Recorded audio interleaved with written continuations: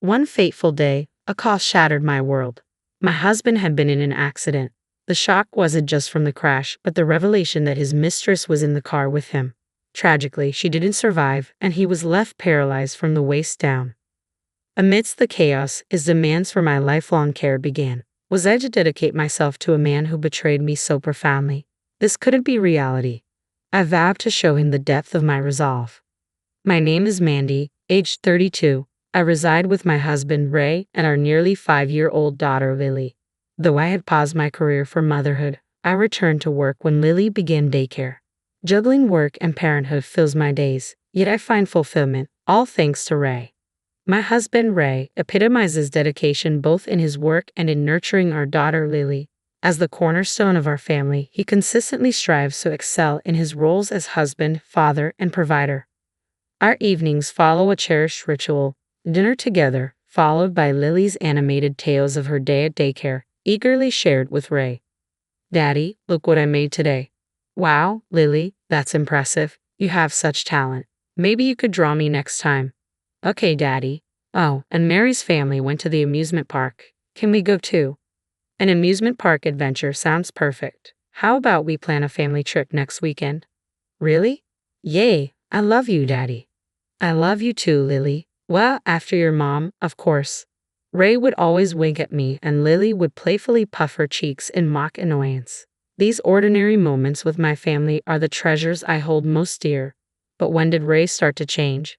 His late nights at work and early departures on days off became a troubling pattern. Initially, I brushed it off as coincidence, but as the odd behavior persisted, I couldn't ignore my growing concern.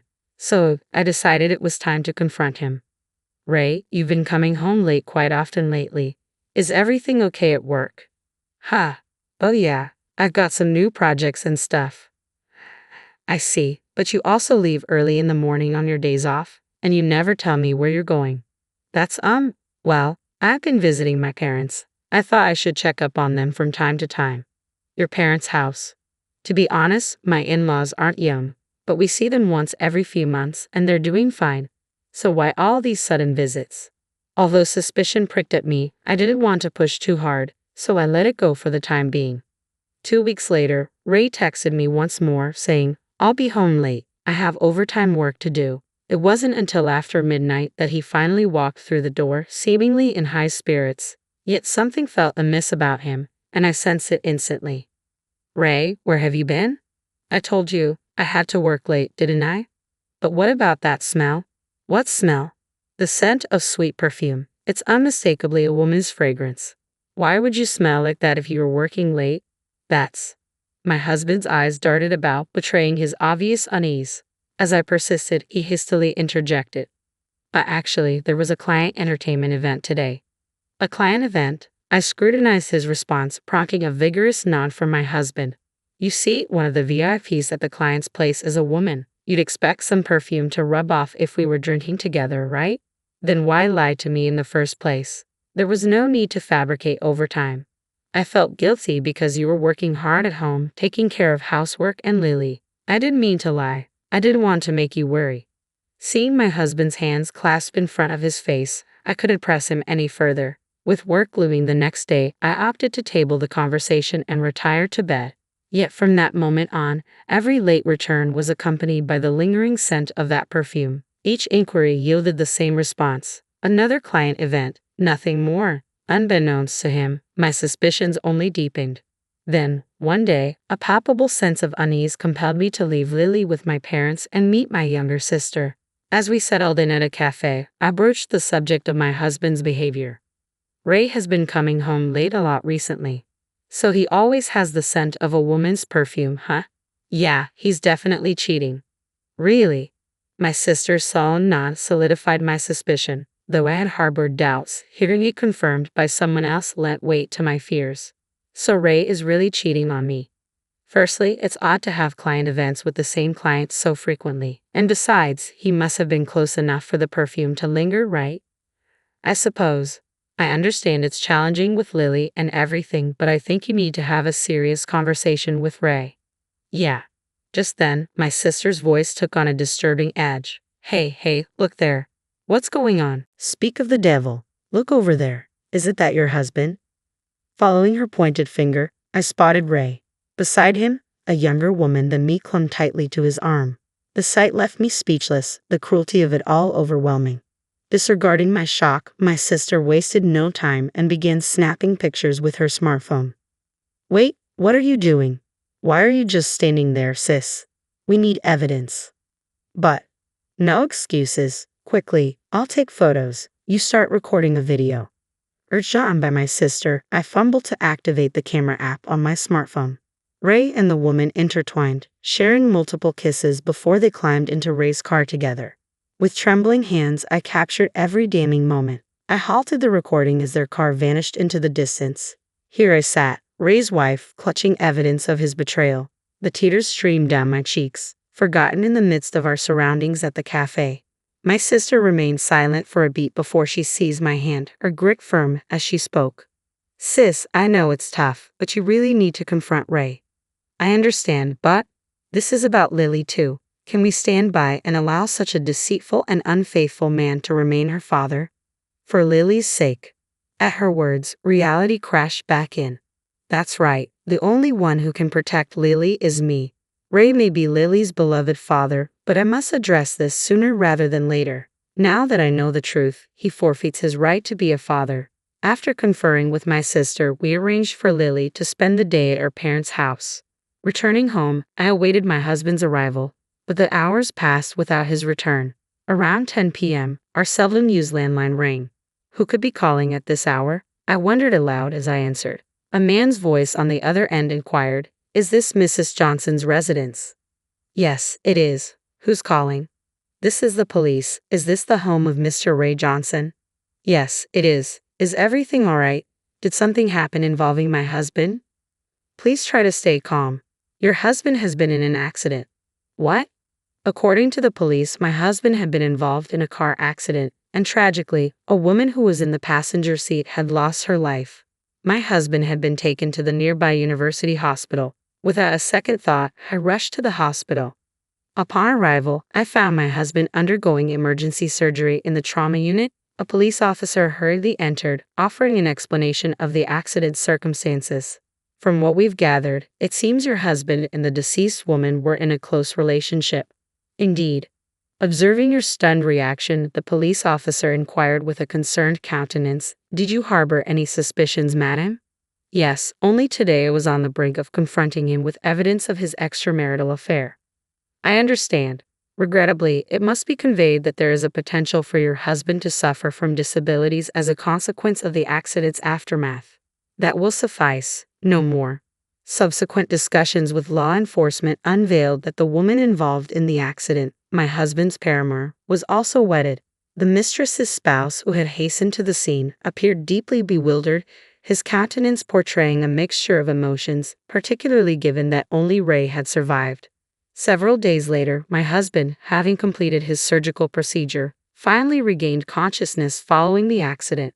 Upon receiving this update, I, accompanied by my parents, sister, and daughter, made way to the hospital premises. I entrusted Lily to my sister's care, leaving only my parents and me to enter the hospital room. Upon arrival, we found my in-laws already present. As we were briefed, it appeared that my husband had been left with paralysis on one side of his body as a result of the accident. I'm sorry, it seems I've caused you all a great deal of concern, my husband began, visibly remorseful. Before I could respond, my in-laws hurried to his bedside. Why apologize? The fact that you're still with us is what matters most. It's a blessing to be alive, my father-in-law reassured him. Absolutely, Ray, you're a good man, and that's why you're here today, my mother-in-law chimed in. Mom, Dad, thank you. I'm just grateful to be alive, my husband expressed, his voice filled with gratitude. My husband and in-laws seemed to be brushing aside the affair as if it never happened. My worry morphed into anger, and I finally found my voice. Sorry to interrupt your celebration, but Ray, will you divorce me? What? I have these divorce papers. Can you please sign them? Divorce? Where is this coming from all of a sudden? All of a sudden, you had an accident with your mistress. What are you even saying? No, you've misunderstood. The woman in the car with me was just a business associate, not a mistress. My husband's desperate attempts to lie only fueled my frustration. Did he truly believe he could keep it hidden from me? Are you going to pretend now? I know you cheated, Ray. No, I swear I didn't cheat. You were with your mistress at a cafe on the day of the accident, weren't you? I saw you both leave together. No, it's not. Don't try to make excuses.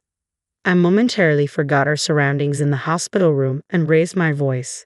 You even sacrificed time with Lily to be with your mistress. What were you thinking?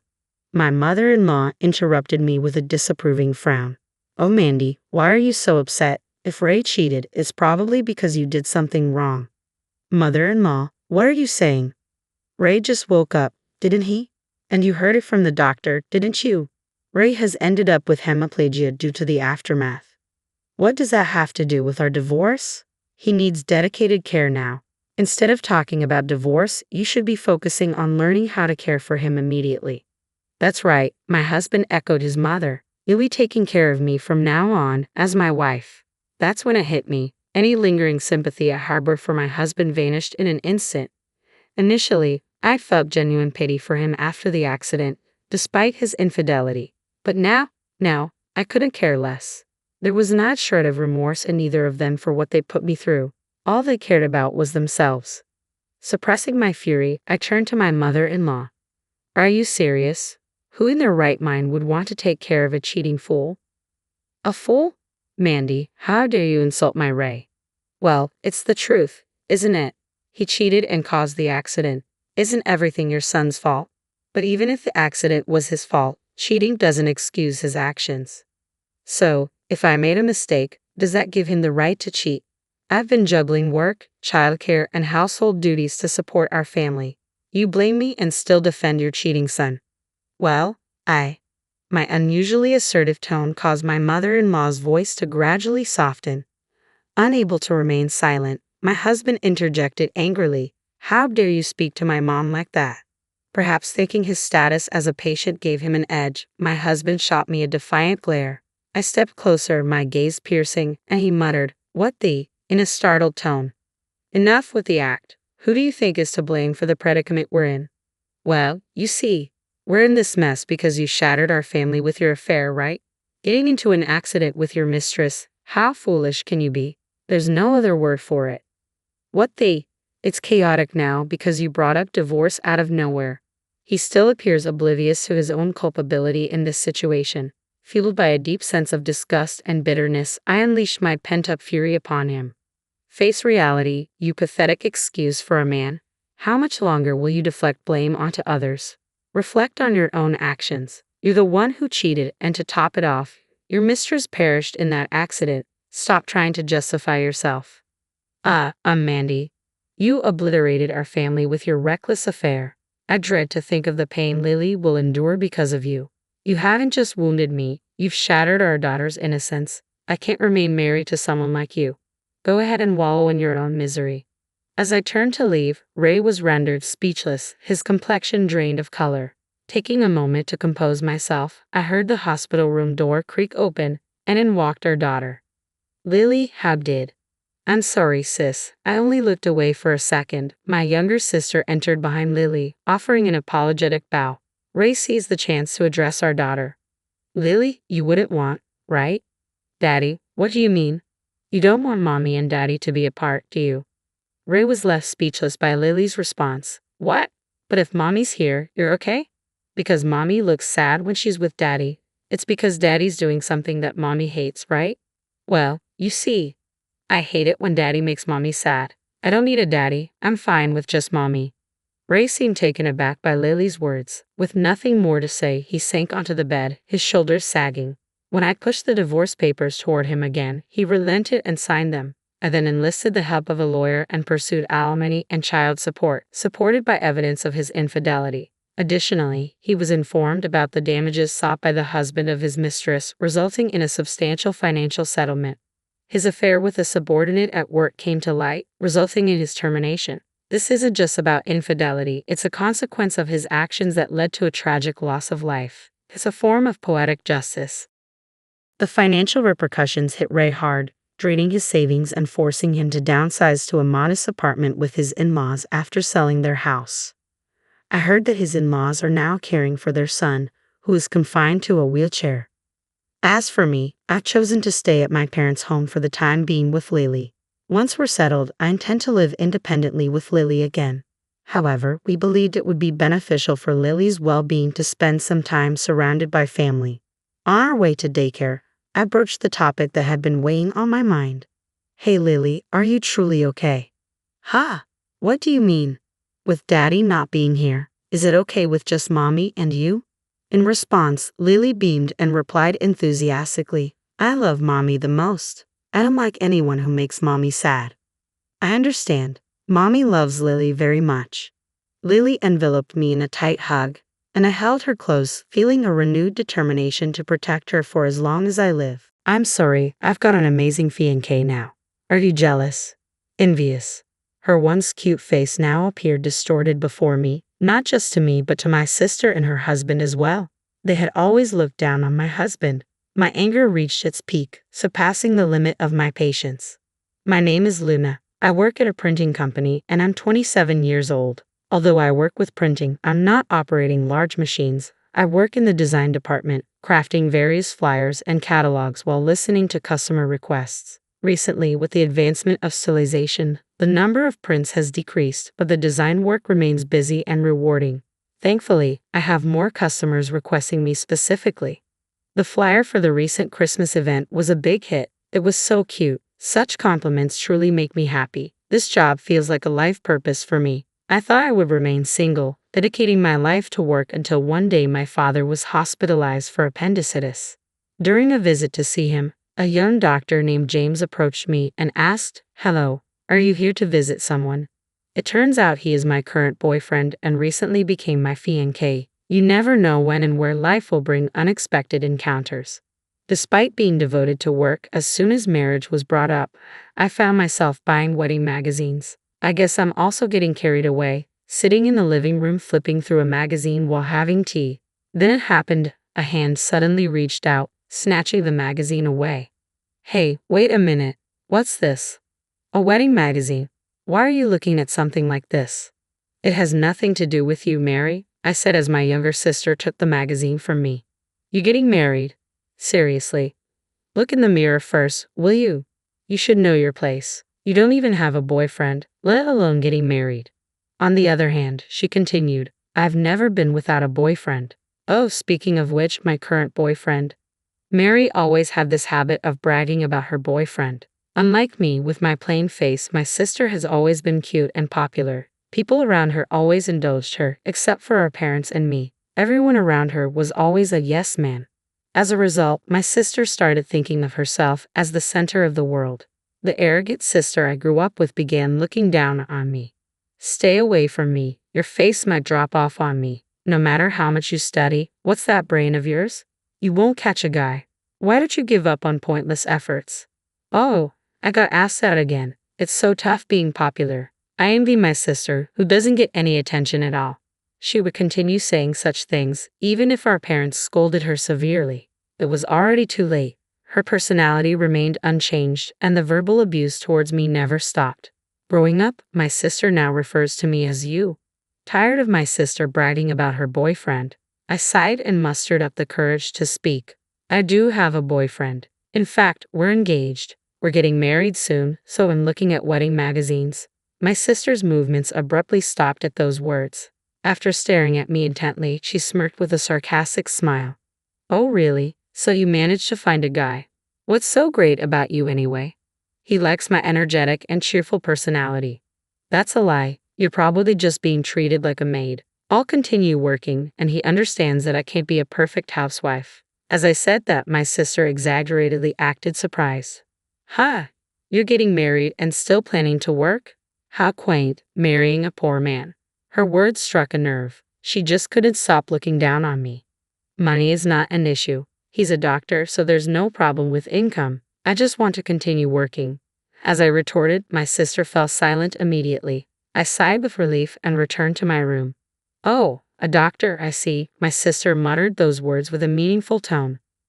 When marriage is on the table, the first thing to do is to meet with our parents. James came to my house. After greeting my parents, the relaxed atmosphere instantly changed the moment my sister appeared. Oh, is that the person you're engaged to? Quite handsome, isn't he, Mary? Weren't you out? I interjected.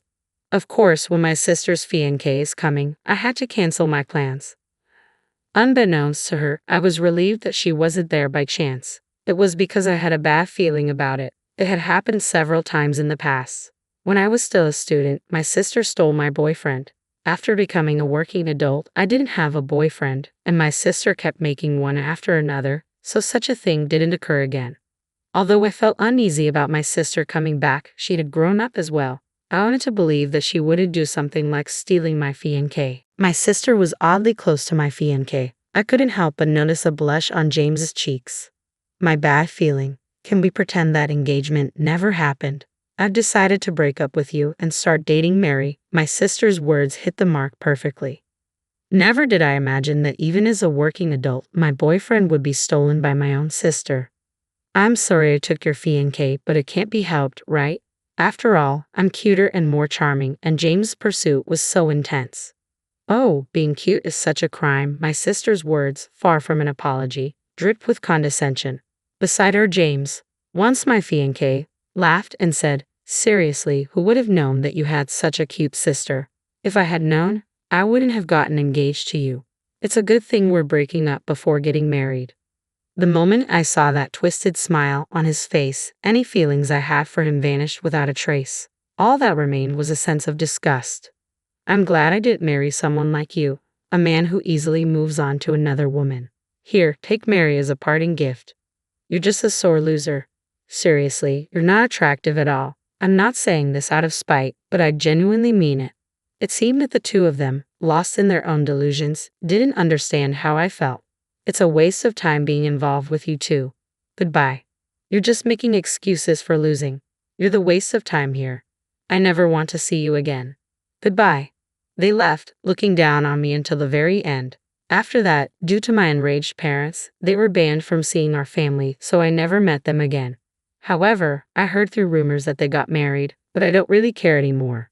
3 years had passed since I parted ways with my sister and her husband, and I turned 30 while diligently working as ever. In the midst of it, there was one customer who took a liking to my work and became a repeat client. His name was William. As we talked during work, for some reason, he asked me out for a meal, and then he asked me out on a date. On one of our dates, he asked me to be in a relationship with him. Honestly, I was really happy. William seemed very sincere, and I believed he wouldn't repeat the same mistakes as my previous boyfriend. But deep down, my sister had become quite a trauma for me. Maybe, just maybe, somewhere it bothered me a little. So, I decided to be honest and told him about my sister, about my former fiancé. I even showed him a picture of my sister and looked at his reaction. But even after seeing her photo, his expression didn't change at all. He casually glanced away from the photo and gave me a gentle smile. I know it might sound strange to say this, but I used to be quite popular. I've met many women who were cuter and more beautiful than your sister. But for some reason, none of them sparked my interest. I used to think that maybe I would remain single and unmarried for the rest of my life, but that wasn't the case. What do you mean? I asked, curious. I believe that due to my line of work, I have an eye for people. No matter how beautiful someone is or how well dressed they are, they can't match their inner beauty. I realized that when I met you, Luna. What do you mean? I stammered. I thought you were shining brightly, William said sincerely. When we talk about work, you're vibrant and beautiful.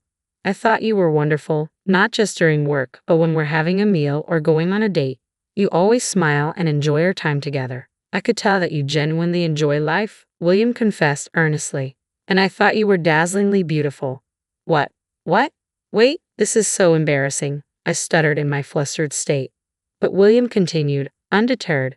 Luna, you're beautiful, more beautiful and charming than anyone else. I've never met a more wonderful woman than you. Please consider being in a relationship with me, with marriage as a possibility. I truly mean it from the bottom of my heart. Stop, it's too embarrassing. I can't take it anymore. I blushed and tried to stop him. But William's words didn't cease. In the end, even after agreeing to date, he continued showering me with such heartfelt words for a while. So embarrassing, I thought to myself. 1 year later, William and I got married, becoming a happily married couple. Our newlywed life was going well, and I felt like we became even closer than before we got married. We shared household chores whenever we could. Since my husband had been living alone for a long time, he might be better at housework than me. His homemade meals when I was tired were incredibly delicious. On our days off, we often went out together. One day, on a day off when he said he wanted to look at furniture, something unexpected happened. It was the reunion with the devil that felt like a nightmare. "Oh, well," I thought as I saw a plain-looking woman. "It's you." I heard a voice from behind as I was looking at the bedding section. I didn't need to see her face to know who it was. Even though 4 years had passed since we last met, there was no way I could forget her. Mary, my sister, stood there, and beside her was my former fiancé, James. My sister's features seemed sharper than before. Was it due to age, or had her personality simply come to the forefront? Standing beside her, James wore a smirk, though it seemed he had lost weight. "Meeting you here, huh? What are you doing?" my sister asked, her tone dripping with condescension. "Nothing special. I just came to look at furniture," I replied evenly. "This place has a lot of imported goods and is expensive, you know.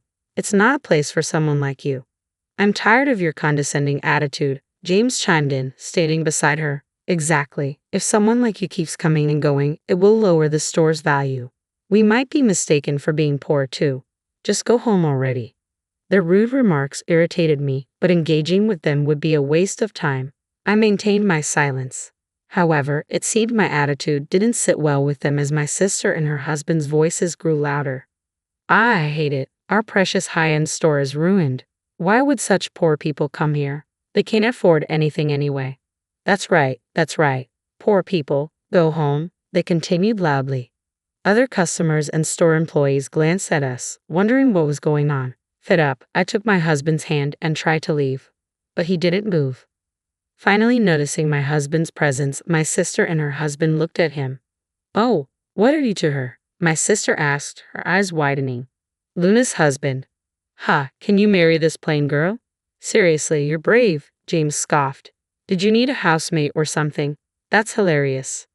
"I also do housework. It's only natural since we both work. I'm living comfortably as a full-time housewife. More than half of my week is spent eating out, and I rely on housekeeping services," I explained calmly. "Sorry for being part of the winning team," my sister retorted with a sarcastic tone, stretching her words, which only fueled my frustration. She grinned at me. "Sorry I stole your wonderful fiancé. Thanks to that, you'll have a poor life even after marriage, right? And to top it off, you're marrying such a plain guy. You two are a perfect match, both plain and unremarkable. Aren't you envious of my happiness? Jealous, aren't you? Haha, marrying a man who can't support his wife is just like you. You'll struggle for the rest of your life, losers." I had reached my limit. I could bear it when they spoke ill of me, but to speak ill of my husband as well? There was no way I could tolerate it. "Listen, that's enough," I finally spoke up. "Luna, it's fine." My husband stepped forward in front of me. "Nice to meet you. I'm William, the one who married your sister." "What a lame name," my sister sneered. "Well, I understand," William replied calmly, handing his business card to James. As James took the offered card, my husband glanced at my sister-in-law. "You say really mean things to Luna, don't you?" "Because they're true. I'm just abiding by the law that says I can call an ugly woman ugly. That's my law," my sister fired back. "Such a law doesn't exist. And for me, you're much uglier than you think," William retorted calmly but firmly. "Let's say it's the ugliness of your character. You seem to have confidence in your appearance, but you don't realize that your twisted personality, which can only look down on others, is reflected on the outside." While his tone remained polite, his words were quite harsh. My sister's face quickly turned bright red. "Don't mess with me. How am I ugly? Everything about you is. In the first place, beautiful people don't envy their sisters and steal their fiancés," William countered. "What? When did I envy my sister?" my sister protested. "People aspire to get close to and surpass their admired figures. Isn't Luna such a figure for you?" "That's ridiculous," William concluded firmly. I was surprised, not just by my husband's words, but also by my sister's reaction. I had never considered it that way before.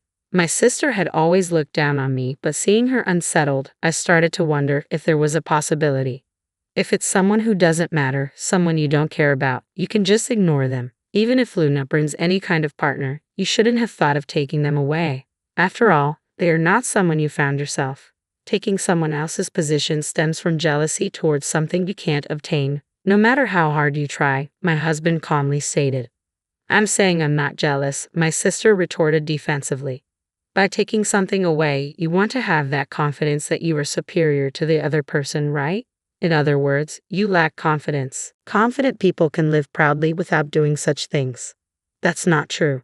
My sister desperately refuted, but her voice gradually lost strength. Breaking the momentary silence, James suddenly shouted loudly with a pale face, "This name." She alternated between looking at the business card and her husband's face, then shook her shoulders. "What is it now?" I asked. "This name." I felt like I recognized it, so I looked it up. And, William Brown. "So what?" She trailed off, her expression turning uncertain. "Where I work, huh?" "Hospital. If I remember correctly, it's Brown Medical Corporation. A chairman and director, Dr. Brown. He's their son." "Huh? What?" Mary's voice faltered. "It's a common surname, so it must be someone else, right?" James interjected nervously. "I've seen him come to the hospital a few times, together with the chairman. I saw them from a distance, so I didn't remember it well. But when I thought I had seen him somewhere, he's supposed to be a doctor, right? The company name on that business card. It doesn't mean that a doctor's son has to become a doctor. And this company, it's a super famous pharmaceutical company. I think the previous generation retired, and the grandson took over," I speculated. "Hello, I'm that grandson," a voice interrupted. Mary and James panicked, and my husband bowed politely. "What? What did you say?" Mary gasped. James faltered, his face pale. My husband calmly explained, "I met Luna through the work I was doing until I took over my grandfather's job. I've heard about you, but it's beyond imagination how cruel you are," I interjected, my voice steady. Well, that," James stammered, shifting uncomfortably. My husband shifted his gaze from my speechless sister to James. "A job of helping people requires empathy, but instead of showing empathy, you look down on and ridicule others. Who would want to be treated by a doctor like that?" "Oh, well, it's just a misunderstanding," James attempted to explain, his face growing even paler. However, in the next moment, my husband's eyes widened with anger. "No need for excuses. I'll let my father know about you. Just wait for the consequences," James exclaimed, desperation evident in his voice, while my sister remained stunned. Ignoring their pleas, we turned our backs and left. I knew deep down that we would probably never see them again. With that thought in my heart, I continued walking, refusing to look back. After that incident, James didn't get fired, but he faced a significant pay cut and was removed from responsible tasks. His arrogant attitude towards others and his cold demeanor with patients led to him receiving cold stares from everyone around him. Eventually, unable to handle the situation, he quit his job, leaving under a cloud of rumors within the hospital community, which made it difficult for him to find new employment. He struggled with unemployment in the aftermath. As for my sister, it was revealed that she had always been reckless with money. Despite her high salary, her life became increasingly challenging. This stress visibly affected James, who began to look emaciated rather than just thin. In response to his pay cut, my sister quickly decided to divorce him, believing she could easily find another man. However, things didn't go as planned. When we met again, my sister's once cute face had hardened, revealing her true character. Her prime time for romantic relationships came to an abrupt end. Nobody wanted to be with her. Our parents later informed me that she had complained, "I'm so cute, so why won't anyone spoil me?" She became fixated on surpassing me, driven by some internal need to prove herself.